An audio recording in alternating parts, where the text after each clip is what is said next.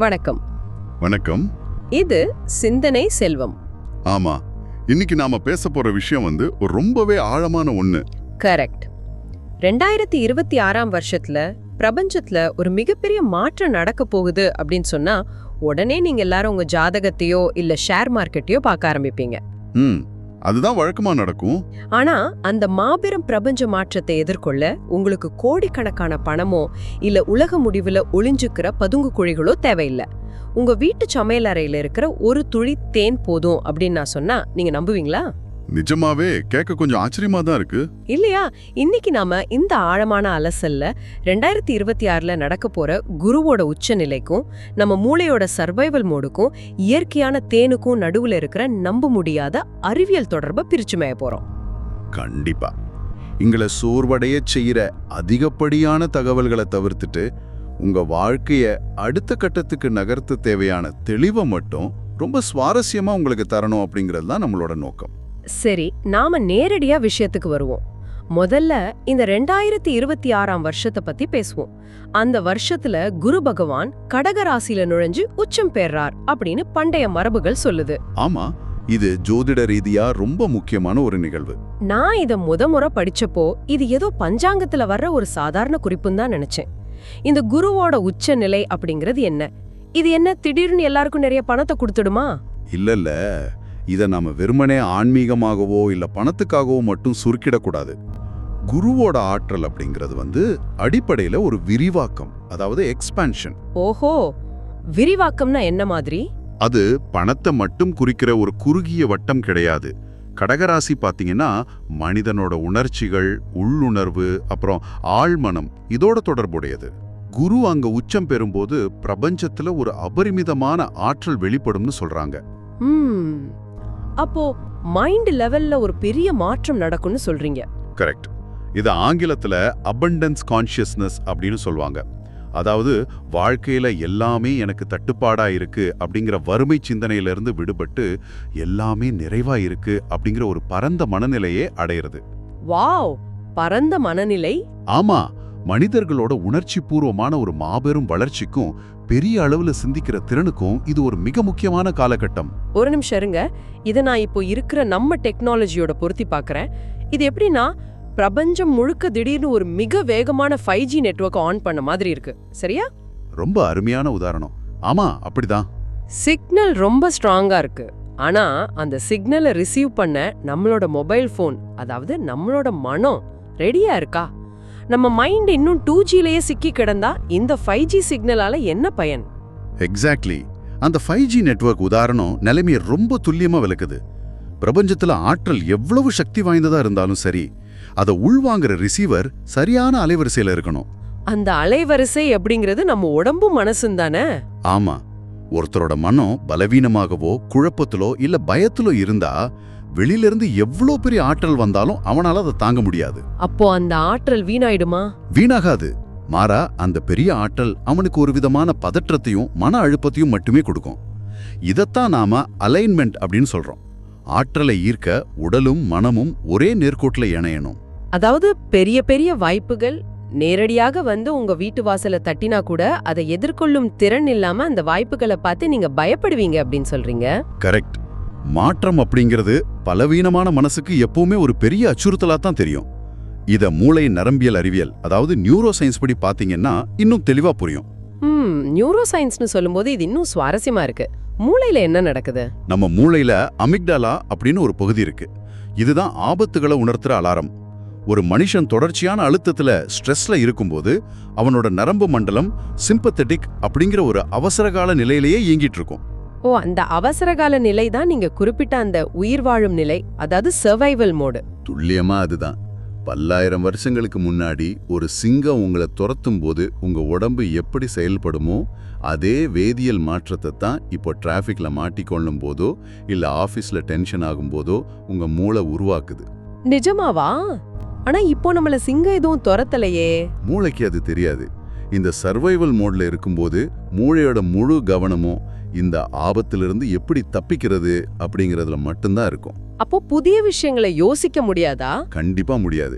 புதிய வாய்ப்புகளை பற்றியோ பிரபஞ்ச ஆற்றலை பற்றியோ ஆக்கப்பூர்வமான வளர்ச்சியை பற்றியோ சிந்திக்க மூளைக்கு எனர்ஜியும் இருக்காது, நேரமும் இருக்காது. மூளையோட பார்வை ரொம்ப குறுகிடும். எனக்கு இங்க ஒரு நடைமுறை சந்தேகம் வருது. நீங்க சொல்றது கேட்டா நாம எப்பவுமே ரொம்ப அமைதியா இருக்கணும்னு தோணுது. ஆனா நிஜ வாழ்க்கையில இது சாத்தியமா? அது ஒரு நல்ல கேள்வி. யோசிச்சு பாருங்க. காலையில எழுந்த உடனே ஆபீஸ், டிராஃபிக், குடும்ப பொறுப்புகள், பணத் தேவைகள், இஎம்ஐ அப்படின்னு ஓடிட்டு இருக்கிற ஒரு சாதாரண மனிதனால இந்த சர்வைவல் மோட்ல இருந்து எப்படி சட்டுன்னு வாய்ப்புகளை தேடுற ஆப்பர்ச்சுனிட்டி மோடுக்கு மாற முடியும்? புரியுது. அமைதியா இருங்க அப்படின்னு தத்துவம் சொல்றது ரொம்ப ஈஸி. ஆனா உடல் அளவுல இதை எப்படி பிராக்டிக்கலா சாத்தியப்படுத்துறது? இது ரொம்ப முக்கியமான பாயிண்ட். உடலையும் நரம்பு மண்டலத்தையும் அமைதிப்படுத்தாம மனசை மட்டும் அமைதிப்படுத்துறது சாத்தியமே இல்ல. ஒரு மனிதனோட உடலும் மனசும் எப்ப அமைதியான நிலையில இணையுதோ அப்போதான் அவனோட நரம்பு மண்டலம் பாராசிம்பத்தட்டிக் நிலைக்கு மாறுது. பாராசிம்பத்தட்டிக் நிலைனா? அதுதான் நம்ம தேடுற அந்த ஆப்பர்ச்சுனிட்டி மோட், அதாவது வாய்ப்புகளின் நிலை. ஓஹோ, அந்த பாராசிம்பத்தட்டிக் நிலைக்கு மாறும்போது ஒருத்தருக்குள்ள என்ன மாதிரியான மாற்றம் நடக்கும்? அவரோட செயல்பாடுகள் எப்படி இருக்கும்? அந்த நிலையில பாத்தீங்கன்னா சிந்தனை அசாத்தியமான தெளிவடையும். மூளையோட ப்ரீஃப்ரண்டல் கார்டெக்ஸ், அதாவது லாஜிக்கா சிந்திக்கிற பகுதி முழுமையா செயல்பட ஆரம்பிக்கும். அப்போ குழப்பம் இருக்காதா? கண்டிப்பா இருக்காது. எந்த ஒரு சிக்கலான சூழ்நிலையிலையும் உணர்ச்சி வசப்படாம மிக தெளிவான முடிவுகளை ஒருத்தரால எடுக்க முடியும். தான் என்ன பேசுறோம் அப்படிங்கறதுல ஒரு அசைக்க முடியாத நம்பிக்கையோட பேசுவாங்க. கான்ஃபிடன்ஸ் கூடிடும்னு சொல்றீங்க? ஆமா, மிக முக்கியமா ஸ்ட்ரெஸ்ல இருக்கும்போது நமக்கு கண்ணுக்கு தெரியாத பல தீர்வுகள், சுற்றி இருக்க புதிய வாய்ப்புகள் எல்லாமே இந்த ஆப்பர்ச்சுனிட்டி மோட்ல இருக்கும்போது ரொம்ப வேகமா கவனிக்க ஆரம்பிப்போம். வாவ், இத அடையறதுக்கு தான் பண்டைய மரபுகள் ஒரு எளிய குறுக்கு வழியை கண்டுபிடிச்சிருந்தாங்களா? ஆமா, ஒரு இயற்கையான குறுக்கு வழி. சரி, இங்க தான் நாம அந்த சமையலறை பொருளுக்கு வரப்போறோம்னு நினைக்கிறேன். அந்த இயற்கையான குறுக்கு வழி தேன் அப்படின்னு முறை படிச்சப்போ எனக்கு பெரிய ஆச்சரியமா இருந்துச்சு. சொல்லப்போனா கொஞ்சம் வினோதமாவும் இருந்துச்சு. நிறைய பேருக்கு அப்படிதான் தோணும். தேன் அப்படின்னு நம்ம நினைவுக்கு வர்றது சுவையான இனிப்புச்சாறு, பாட்டில்ல அடைச்சு சூப்பர் மார்க்கெட்ல விக்கிற ஒரு உணவு பொருள், அவ்வளவுதானே. 2026ல வரப்போற பிரபஞ்ச ஆற்றலுக்கும் நம்ம மூளையோட வாய்ப்பு நிலைக்கும் ஒரு ஸ்பூன் தேனுக்கும் என்ன சம்பந்தம்? ரெண்டும் சம்பந்தமே இல்லாத விஷயங்கள் மாதிரி தோணுதே. கண்டிப்பா. ஆனா நம்ம சாதாரண கடைகள்ல வாங்குற பதப்படுத்தப்பட்ட சர்க்கரை பாகு கலந்த தேனை பத்தி இங்க பேசல. முழுமையா இயற்கையான முறையில தேனீக்களால சேகரிக்கப்படுற கலப்படமற்ற தூய்மையான தேனை பத்தி பேசுறோம். ஓ, தூய்மையான தேன். அதுல அப்படி என்ன ஸ்பெஷல்? தேன் உருவாகிற விதத்தை கொஞ்சம் அறிவியல் பூர்வமா பாருங்க.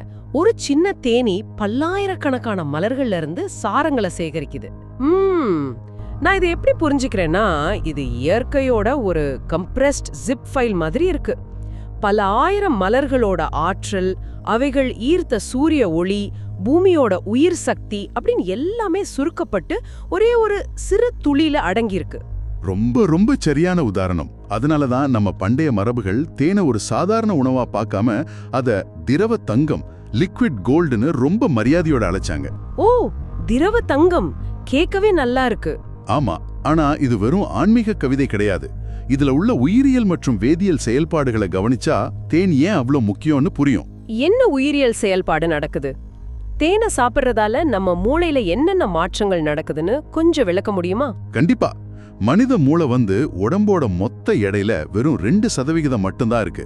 ஆனா உடம்போட மொத்த ஆற்றல்ல 20% அதுதான் எடுத்துக்குது. 20%? அப்போ மூளைக்கு நிறைய எனர்ஜி தேவைப்படுது. மூளைக்கு தேவையான முதன்மை எரிபொருள் குளுக்கோஸ். நீங்க தொடர்ச்சியான ஸ்ட்ரெஸ்ல, அதாவது அந்த சர்வைவல் மோட்ல இருக்கும்போது மூளை ரொம்ப வேகமா எனர்ஜியை இழந்துரும். அப்போ மூளைக்கு உடனடியா ஒரு சிக்னல் தேவைப்படுது. எல்லாம் பாதுகாப்பா இருக்கு, உனக்கு தேவையான ஆற்றல் கிடைச்சிடுச்சு அப்படிங்கிற சிக்னல். அந்த சிக்னலை தேன் கொடுக்குமா? கரெக்ட். இயற்கையான தேனை நீங்க சாப்பிடும்போது அதுல உள்ள குளுக்கோஸ் மற்றும் ஃப்ரக்டோஸ் கலவை ரொம்ப வேகமா உங்க கல்லீரல்ல கிளைகோஜனா சேமிக்கப்பட்டு மூளைக்கு தேவையான சீரான ஆற்றலை உடனடியா வழங்குது. ஓஹோ, அதாவது செயற்கையான வெள்ளச்சர்க்கரையை சாப்பிடும்போது ரத்தத்துல சர்க்கரை அளவு திடீர்னு ஏறி அடுத்த அரை மணி நேரத்துல மறுபடியும் அதல பாதாளத்துக்கு இறங்குமே, அது போல இல்லாம தேன் ஒரு சீரான நிலையான ஆற்றலை கொடுக்குதா? நீங்க சரியா புரிஞ்சுக்கிட்டீங்க. செயற்கை சர்க்கரை உங்களை ஒரு நிமிஷத்துல உச்சத்துக்கு கொண்டு போய் அடுத்த நிமிஷமே சோர்வடைய செய்திடும். ஆமா, சுகர் கிராஷ்னு சொல்லுவாங்க. கரெக்ட். அது உங்க நரம்பு மண்டலத்தை மேலும் தூண்டிவிட்டு பதற்றத்தை அதிகரிக்கும். ஆனா தேன் மூளைக்கு தேவையான குளுக்கோஸை உடனடியா வழங்கி மனச்சோர்வை கணிசமாக குறைக்குது. வாவ். மூளைக்கு தேவையான ஆற்றல் கிடைச்ச உடனே அபாயம் நீங்கிடுச்சு அப்படின்னு உங்க நரம்பு மண்டலம் அமைதி அடையுது. அப்படி நரம்பு மண்டலம் அமைதி அடையும் பொழுதுதான் நாம முன்னாடி பேசின அந்த அவசரகால சர்வைவல் மோட்ல இருந்து வாய்ப்புகளின் நிலைக்கு உடல் மாற தொடங்குது. இது உண்மையிலே நம்ப முடியாத ஒரு அறிவியல் இணைப்பா இருக்கு. அதாவது மூளைக்கு எல்லாமே பாதுகாப்பா இருக்கு அப்படின்னு உடல் அளவுல ஒரு மெசேஜ் அனுப்புறதுக்கு தேன் ஒரு சாவி மாதிரி செயல்படுது. ஆமா, ஒரு சாவி மாதிரி தான். அந்த அமைதி கிடைச்சிட்டா மூளையோட கவனக்குவிப்பு அபரிமிதமா அதிகரிக்குது. அப்படி அமைதி அடைஞ்ச ஒரு நரம்பு மண்டலத்தால தான் 2026ல குரு கடகராசியில உச்சம் பெறும்போது வெளிப்படுற அந்த மாபெரும் பிரபஞ்ச ஆற்றலை ஈர்க்க முடியும்னு சொல்றீங்க. நிச்சயமா.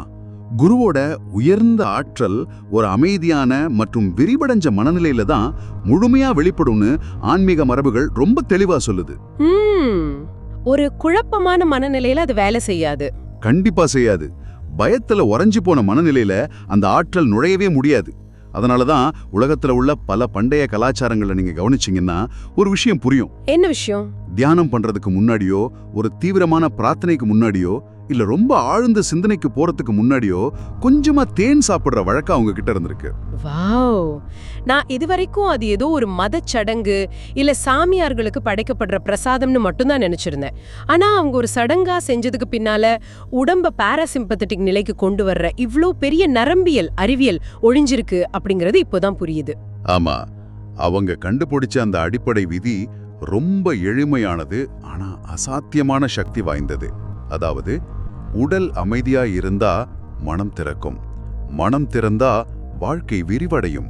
ஆஹா, உடல் அமைதியா இருந்தா மனம் திறக்கும், மனம் திறந்தா வாழ்க்கை விரிவடையும். இத நாம ஒவ்வொருத்தரும் ஒரு மந்திரம் மாதிரியே மனசுல பதிய வச்சுக்கணும். கண்டிப்பா. இந்த உண்மைய அவங்க பலாயிரம் வருஷங்களுக்கு முன்னாடியே உணர்ந்திருந்தாங்க. சரி, நம்ம மறுபடியும் விஷயத்துக்கு வருவோம். இப்போ நம்ம 2026ஆம் வருஷத்தை நோக்கி ரொம்ப வேகமா பயணிச்சுட்டு இருக்கோம். கிடைக்க போற இந்த அபரிமிதமான பிரபஞ்ச ஆற்றலை யார் உண்மையினே பயன்படுத்த போறாங்க? ஏதோ ஒரு நல்ல கேள்வி. நான் தினமும் காலையில ஒரு ஸ்பூன் தேன் சாப்பிட்டுட்டு வீட்ல சும்மா உட்கார்ந்திருந்தா எனக்கும் அந்த ஆற்றல் கிடைச்சிடுமா? எல்லாமே மாறிடுமா? பிரபஞ்ச ஆற்றல் மழை மாதிரி எல்லாருக்கும் பொதுவானதுதான். ஆனா கொடைய விரிச்சு பிடிச்சிருக்கிறவங்களால அந்த மழையில நனைய முடியாது இல்லையா? ஆமா, நனைய முடியாது. வெறும் தேனை சாப்பிட்டுட்டு சும்மா இருந்தா எதுவும் நடக்காது.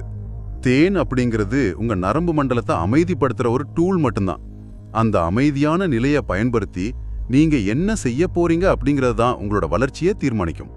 ஓ, அப்போ வேற என்ன செய்யணும்? 2026ல மாபெரும் வளர்ச்சி காணணும்னு நினைக்கிறவங்க தங்களுடைய தினசரி பழக்க வழக்கங்களை, டெய்லி ஹேபிட்ஸை இன்றிலிருந்தே மாத்த தயாரா இருக்கணும். அந்த தினசரி பழக்க வழக்கங்கள் என்னென்ன? இந்த குருவோட ஆற்றலை ஈர்க்க நான் ஏன் வாழ்க்கையில எந்த மாதிரியான மாற்றங்களை கொண்டு வரணும்? முக்கியமா 4 பழக்கங்களை ஆதாரங்கள் வலியுறுத்துது. முதல் விஷயம் வாழ்க்கையே புதிய கோணத்துல பாக்குறது. புதிய கோணத்துலனா எப்படி? நீங்க ஒவ்வொரு நாளும் பிரச்சனைகளை மட்டுமே பார்த்து புலம்பிட்டு இருந்தீங்கன்னா உங்க மூளை மறுபடியும் அந்த சர்வைவல் மோடுக்கே போயிடும். அதுக்கு பதிலா அந்த பிரச்சனைகள்ல உள்ள வாய்ப்புகளை தேடுற மனநிலையை உருவாக்கணும். வறுமை சிந்தனையிலிருந்து விடுபட்டு எல்லாமே நிறைவா இருக்கு அப்படிங்கிற அபண்டன்ஸ் மைண்ட் செட்டை வளர்த்துக்கிறது தான் முதல் படி. புரியுது. அதாவது என்கிட்ட எது இல்லையோ அத பத்தி புலம்புறத நிறுத்திட்டு என்கிட்ட இருக்கிறத கொண்டு நான் என்ன செய்ய முடியும் அப்படிங்கிற இந்த விரிந்த பார்வை தேவை. இதுதான் குருவோட ஆற்றலான விரிவாக்கம். இதை என்னால புரிஞ்சுக்க முடியுது. 2வது பழக்கம். 2வது, நாம இவ்வளவு நேரம் விரிவாக பேசின அந்த திரவத்தங்கம். தினமும் இயற்கையான தேனை உங்க அன்றாட பழக்கத்துல சேர்த்து நரம்பு மண்டலத்தை அமைதியா வச்சிருக்கிறது. காலையில எப்படி சாப்பிடுறதுன்னு ஏதாவது முறை இருக்கா? இருக்கு. காலை எழுந்த உடனே காஃபி அல்லது டீ குடிச்சு உங்க நரம்பு மண்டலத்தை பதற்றம் அடைய செய்யறதுக்கு பதிலா கொஞ்சம் வெதுவெதுப்பான நீர்ல 1 ஸ்பூன் இயற்கையான தேனை கலந்து குடிக்கலாம். ஓ, காஃபிக்கு பதிலா தேன் தண்ணி. ஆமா. இல்லனா அமைதியா உட்கார்ந்து சிந்திக்கிறதுக்கு முன்னாடி கொஞ்சமா தேனை சாப்பிடுறது உடல் அளவுல அந்த வாய்ப்புகளின் நிலைய ஆக்டிவேட் செய்ய உதவும். உடம்பைய அமைதிப்படுத்துற உயிரியல் கருவியா இத அன்றாடம் பயன்படுத்தணும்னு சொல்றீங்க. சரி, 3வது பழக்கம் என்ன? 3வது உணர்ச்சி நிலைய, அதாவது எமோஷனல் ஸ்டேட்டை பலப்படுத்துறது. மனிதர்கள் உணர்ச்சி வசப்படுற உயிரினங்கள் தான், அதுல தப்பில்ல. ஆமா, கோபம், வருத்தம் எல்லாம் வரத்தான் செய்யும். ஆனா சின்ன சின்ன விஷயங்களுக்கெல்லாம் கோவப்படுறதோ மனமுடைஞ்சு போறதோ இல்லாம உணர்ச்சிகளை நிதானமாக கையாள்ற தன்மைய நாம வளர்த்துக்கணும். உங்க உணர்ச்சி நிலை ஒரு வலுவான பாத்திரம் மாதிரி இருக்கணும். மனம் அமைதியாவும் உணர்ச்சிகள் சமநிலையில இருந்தாதான் அந்த உச்ச குருவோட பெரிய ஆற்றலை தாங்க முடியும். நிஜம். நம்ம உணர்ச்சி வசப்பட்ட நிலையில எடுக்கிற முடிவுகள் எப்பவுமே சிக்கல்ல தான் முடியுது. அந்த நிதானம் வந்துட்டாலே பாதி பிரச்சனைகள் தீர்ந்துடும். சரி, இறுதியான 4வது பழக்கம் என்ன? 4வது மற்றும் ரொம்ப ரொம்ப முக்கியமான பழக்கம், பயத்தை தாண்டி பெரிய இலக்குகளை உருவாக்குறது. பெரிய இலக்குகள்னா கோல் செட் பண்றதா? ஆமா, நிறைய பேரு நாம ரொம்ப பெரிய ஆசைப்பட்டா கடைசியில ஏமாற்றம் தான் மிஞ்சும் அப்படிங்கிற பயத்திலேயே தங்களை ஒரு சின்ன வட்டத்துக்குள்ள சுருக்கிப்பாங்க. அது உண்மைதான். எதிர்பார்ப்பை குறைச்சிக்கலான்னு நினைப்பாங்க. ஆனா 2026 உச்ச குரு ஆற்றல் உங்களுக்கு பெரிய வாய்ப்புகளை கொடுக்க காத்திருக்கு. அதை ஈர்க்கணும்னா தோல்வி வந்துடுமோ அப்படிங்கிற பயத்தை ஓரங்கட்டிட்டு உங்க வாழ்க்கையோட மிகப்பெரிய இலக்குகளை நீங்க தைரியமா எழுத தொடங்கணும். அதாவது அந்த 5G நெட்வொர்க் சிக்னல் வரும்பொழுது வெறும் சாதாரண மெசேஜ் மட்டும் அனுப்பாம பெரிய அளவிலான விஷயங்களை டவுன்லோட் செய்ய தயாரா இருக்கணும் அப்படின்னு சொல்றீங்க. இது அருமையான பார்வை. கரெக்ட். வாய்ப்புகள் நம்மை சுற்றி எப்பவுமே இருக்கு. ஆனா அதை உள்வாங்குற அந்த ரிசீவரை சரி செய்யறது, உங்க மனநிலையை விரிவுபடுத்துறது, உடலை அமைதிப்படுத்துறது, இது எல்லாமே உங்களுடைய தினசரி பழக்கங்கள்ல தான் அடங்கியிருக்கு. ரொம்ப தெளிவா சொன்னீங்க. இதை தொடர்ந்து கடைபிடிக்கிறவங்க மட்டும்தான் 2026 குரு பெயர்ச்சி காலத்துல புதிய வாய்ப்புகளை கண்டுபிடிச்சு தங்களுடைய வாழ்க்கையை விரிவுபடுத்துவாங்க. இதுவரைக்கும் நாம பேசின விஷயங்கள் ஒரு மனிதனோட வாழ்க்கையை எந்த அளவுக்கு மாத்தக்கூடியவை அப்படின்னு நினைக்கும் போதே எனக்கு பிரமிப்பா இருக்கு. ஜோதிடம், மூளை நரம்பியல் அறிவியல், அப்புறம் இயற்கையோட ஒரு சிறு துளி, இது 3ம் இவ்ளோ நேர்த்தியா இணையும்னு நான் கொஞ்சமும் எதிர்பார்க்கல. எனக்கும் இந்த இணைப்பு ரொம்ப ஆச்சரியமா தான் இருக்கு. ரொம்ப ஆழமான உண்மை இது. ஒருமித்த ஆற்றலும் அது நம்ம நரம்பு மண்டலத்தை அமைதிப்படுத்தி பிரபஞ்ச ஆற்றலை ஈர்க்க உதவுதுன்னு இன்னைக்கு நாம விரிவாக பார்த்தோம். ஆமா, இயற்கையான விஷயங்கள் நம்மள வாய்ப்புகளின் நிலைக்கு கொண்டு செல்லுது. அப்படியானால் இன்னைக்கு நாம தினமும் அவசரமாக சாப்பிடுற செயற்கையான பலமுறை பதப்படுத்தப்பட்ட உணவுகள், கெமிக்கல்ஸ் நிறைந்த தின்பண்டங்கள், இதெல்லாம் இயற்கையான பிரபஞ்ச ஆற்றல்கள்ல இருந்து நம்ம எவ்வளவு தூரம் துண்டிச்சு வச்சிருக்குன்னு கொஞ்சம் சிந்திச்சு பாருங்க. இது ரொம்ப முக்கியமான ஒரு கேள்வி. அந்த செயற்கை உணவுகள் நம்மளோட நரம்பு மண்டலத்தை தூண்டிவிட்டு ஒருவித பதற்றத்திலேயே, அதாவது அந்த சர்வைவல் மோட்லயே நம்மள நிரந்தரமா சிறைப்பிடிச்சு வச்சிருக்கோம். 2026 மாபெரும் ஆற்றலை நம்ம வரவேற்கணும்னா செயற்கையான சிறையிலிருந்து விடுபட்டு மீண்டும் இயற்கையை நோக்கி திரும்ப வேண்டிய நேரம் இதுவல்லவா? இத உங்களோட சிந்தனைக்கு விட்டுகிறேன். கண்டிப்பா எல்லாரும் யோசிக்க வேண்டிய விஷயம் இது.